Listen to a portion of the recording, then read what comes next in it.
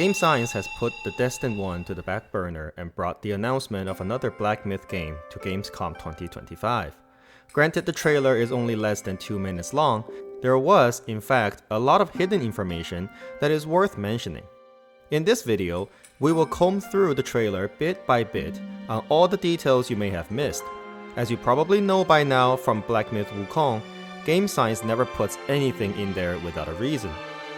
Let's time one down. Zhong Kui trailer breakdown. Before we dive into the trailer, if you haven't seen my video about the background story of Zhong Kui, I suggest you to take a quick look. I purposely made that video a short one, and it should bring you up to speed within 5 minutes. In a quick summary, Zhong Kui is a ghost who came back after death, tasked with punishing and managing the realm of the afterlife, with ghosts and demons being his main focus. His folklore is not closely based on any historical figure or any specific piece of literature. This allows larger creative freedom for Game Science, similar to how a lot of the details we're about to discuss were also derived over time. The trailer starts with two guys struggling to climb onto something. As they clear the top, we then can see they were in fact climbing a drum, a traditional Chinese drum that has decorations around the side and the top of the drum fixed using rivets. This is the moment when the perspective opened up and we realized, based on the reference of the environment, these two were not climbing something tall. They were in fact very tiny, implying that these two guys are likely not human. Few seconds later, a lot more information was revealed about them. Firstly, the way they're dressed. The style of robe and the headgears all show a style that was popular in the Tang Dynasty. This hat, called Fu Tou, and this, called a Ji, which is a hairbun fixed with a pin. Combining this with the origin story that Zhong Kui was also from the Tang Dynasty further implies that the clip we're currently looking at takes place not long after Zhong Kui became the Demon Slayer. Looking more closely, these guys are carrying a red gourd and the jade vase. Immediately, we are reminded of these two characters, King Goldenhorn and King Silverhorn, who each had a curio named Purple Gold Red Gourd and Suad Jade Vase. Do you know where this originates from? No other than the famous Journey to the West, which also takes place during the early Tang Dynasty. In chapter 33 of Journey to the West, Wukong and the pilgrimage ran into Silverhorn and were tricked by his disguise. Silverhorn summoned 3 large spiritual mountains and trapped Wukong underneath. Silverhorn and Goldenhorn then sent 2 lesser Yao Guai, Jingxi and Lingli, to try to absorb Wukong inside the curios, which have the ability to trap powerful beings inside so the curios themselves can gain stronger power. What they did not know was that Wukong had already escaped the mountains with the help of the local deities. Despite the 2 lesser Yao Guai's name meaning witty and meticulous, Wukong easily outsmarted the 2 and kept the 2 curios for himself. Another proof that these 2 are indeed the 2 lesser Yao Guai from Journey to the West. In this part of their conversation, it was mentioned that they were looking for a mountain, possibly the mountain that trapped Wukong, and that as long as we keep that mountain in our heart, Master will take us back. In the Chinese dub of this PV, they use the word Da Wang, meaning king, which very likely refers to King Silverhorn and King Goldenhorn. Now you may wonder, how do these two somehow play into Zhong Kui's story?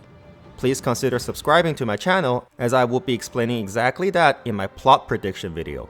Next, we see the camera shift again, revealing 2 larger demons carrying a sword much longer than their own height.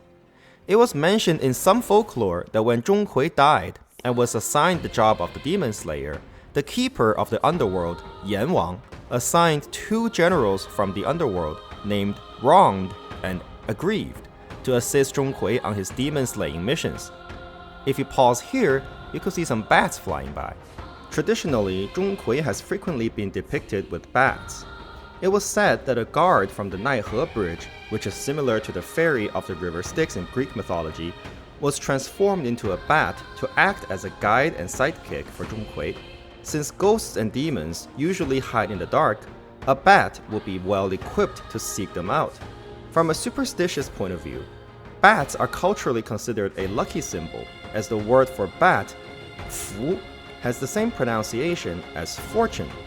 Fu Since Chinese people hang Zhong Kui's paintings on our doors and walls as a protection charm, the bat is then frequently included as a symbol to bring additional prosperity into the family. Soon, we see an approaching tiger that is 2 times the height of the sword-carrying demons.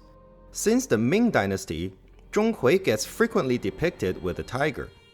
In a novel called The Legend of Demon Slaying, it was mentioned that Yan Wang, the keeper of the underworld, gifted Bai Zi, an ancient mythical beast with the head of a tiger, to Zhong Kui.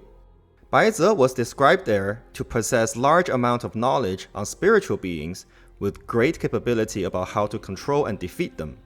Before we continue though, can I just take a moment to say from this tiger's rendering alone, Game Science is definitely flexing their technical advances with the texture of the hair, the behavior of the muscle movements, and the physics of the water droplets as the tiger walks.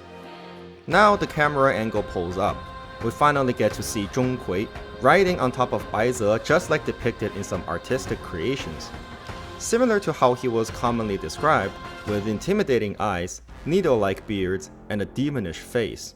In fact, a lot of fictional characters in Chinese folklore and mythology that deal with the underworld, ghosts, or yaoguais, tend to have a very scary look. The thought process may be that to fend off the evil, we should bring the scariest of the guardians as well. The trailer then concludes with a final view of the mountain ranges spreading behind Zhong Kui, seemingly calling back to the mountains mentioned by the earlier 2 guys. Of course, the game is still in an early stage of development, but it is already showing a lot of promises. Game Science has definitely done proper homework when they worked on this promotional video. Zhong Kui has frequently been adapted into Chinese folklore of different regions as a symbol of the counterbalance to the inherent evil of the world. As Black Myth Wukong successfully delivered a reimagination of Journey to the West, we have good reasons to believe the Game Science will once again deliver this time around. However, there is still one question left unanswered. Based on earlier reports, the Black Myth Wukong DLC was already under development for a while. What drove this turn of strategy to redirect developing resources to a new game that would take much longer to finish? What could the appearance of the 2 curio holding Yaoguai from Journey to the West mean in Game Science's construction of the Black Myth universe? Please like and subscribe so you do not miss my next video of my plot prediction. Also, please feel free to leave your interpretation of the upcoming game in the comment section below. See you guys next time. Bye.